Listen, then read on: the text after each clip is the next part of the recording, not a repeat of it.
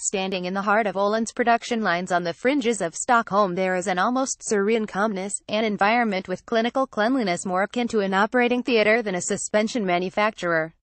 It's hard to imagine all this stemmed from Kent Öhlin turning the lathes in his father's workshop some 40 years ago in pursuit of personal on-track performance to boost his own racing, dissatisfied at the market's offerings at the time. It didn't take long for friends and other competitors to take interest in Kent's shocks. Öhlins Racing was founded in 1976, and just 2 years later their shock was ridden to World Championship success in the hands of Russian MX star Gennady Moiseev.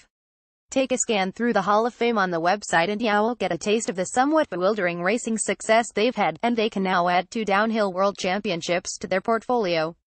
The racetrack is seen as the development area, where new ideas and products can be tested and fettled before being brought to the market, where they have generated prosperity to match their racing accomplishments. Underneath the global presence of all the commercial and championship success, the company still retains its roots, with Kent Öhlin taking back the reins, having repurchased shares sold to Yamaha back in 1986. You'll also find, without too much difficulty, the recurring loyalty from several individuals of varying backgrounds that have devoted their career to Öhlins, be it family ties or in one case having worked in Kent's father's machine shop even before the company came to fruition, still working on some of the same lathes all these years later. Mountain biking is a pretty small slice of Öhlins' revenue, around 10%. Even so, it is expanding all the time, with their specialized exclusivity agreement and aftermarket sales more than enough to keep their current production lines flat out. The fact that their OEM supply is for the most part to a sole company may seem massively limiting in revenue, but Öhlins believe their close relationship with Specialized has helped fast-track their products and learning process, and with a contract for many more years in place, don't expect that to change anytime soon.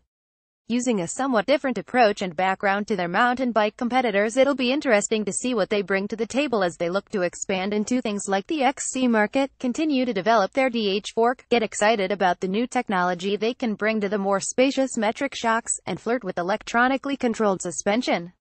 We had the opportunity to head out to Sweden and saunter around the factory floor while shocks were put to work in the dyno and motive forks were prepped for the likes of Valentino Rossi. The Öhlins HQ is located in Upplands Väsby, north of the Swedish capital. The company has further subsidiaries in Sweden, Germany, USA, and Thailand. The first thing you are greeted by upon arrival to the factory is a walkthrough of the product history, including one of Kent's early prototypes. The racing heritage is proudly on display throughout the factory, including Nigel Mansell's kart success. The newest additions, Miranda Miller and Loic Brunnis' world champ success in Kearns. The very first Öhlins racing team, and the very first foray into mountain bike suspension by Öhlins. This man has been at Öhlins since before it even officially began, having worked in Kent Öhlins' father's machine shop, checking the request and measuring the bar before machining. As a youngster, Kent Öhlin received a lathe as gift from his father, and it still sits in the factory today, preparing forks for another round of testing. The internal makings of a TTX22 shock. The Öhlins team is some 320 employees strong and make use of 200 external suppliers, putting a TTX through its paces on the dyno, but the engineers say there is only so much that can be learned through this type of testing. The real learning is done out on the trails. There are a number of different test rigs lurking around. Just because they have an OEM exclusivity with Specialized doesn't mean they are cornered into solely testing their shocks on Specialized bikes. The racetrack for us is the development area. That's where we can test new ideas and where we can fine-tune new products. Where we can tune the vehicles together with the customers. Then when we get fantastic new technology, we can move into aftermarket and later to OEM, but also we have new ideas that never develop into anything. We see the racetrack as development ground for us. Then of course when we win world championships, people read about it and we make a stronger and stronger brand. Then it also becomes a part of our marketing. Henrik Johansson, take from that what you will.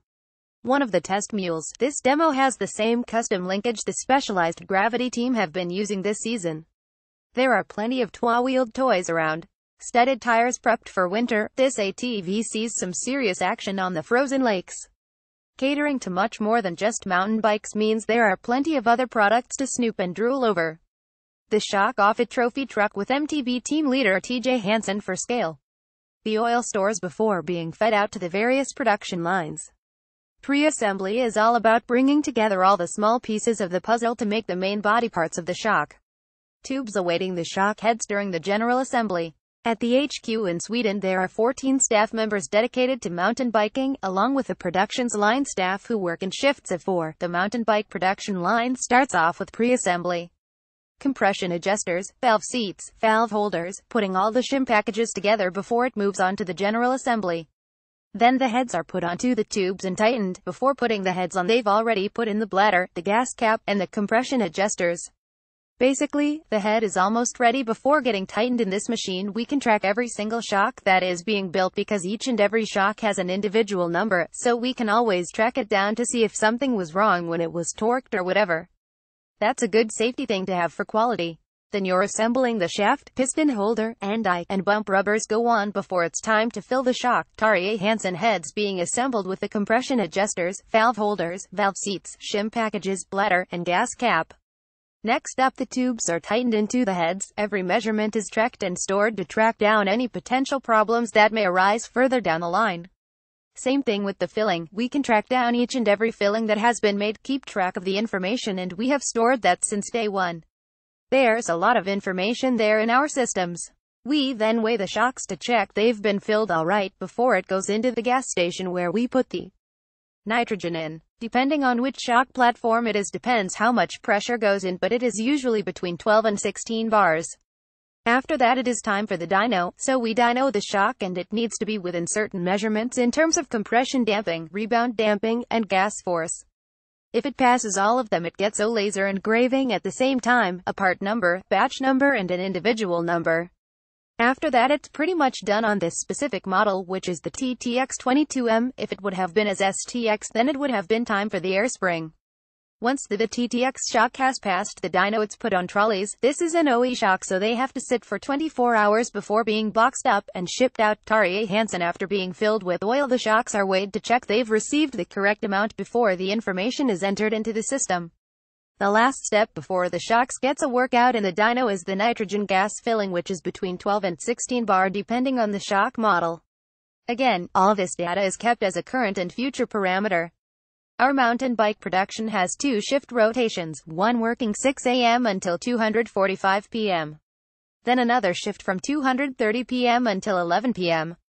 So there are 15 minutes when they are checking everything. In total, working on the mountain bike production is 8, but they go in shifts of 4 and 4. Later this year, in December, it's going to be a lot heavier as far as more shocks need to be produced, so we'll take personnel over from another line and make it 6 and 6. As long as we have a team leader on board that has the responsibility and a lot of experience, it's fairly smooth to make that happen. Out in Taiwan we produce the forks and STX shocks. It's our own plant, our own factory floor, our own personnel, our engineers, and our own quality control. We have great staff over there. Tarje Hansen, the shocks are left to sit for varying periods of time as a final check for things like leaks before being boxed up and shipped out. Springs patiently awaiting their partner. With a thirsty demand there isn't a whole lot of stock sitting around gathering dust.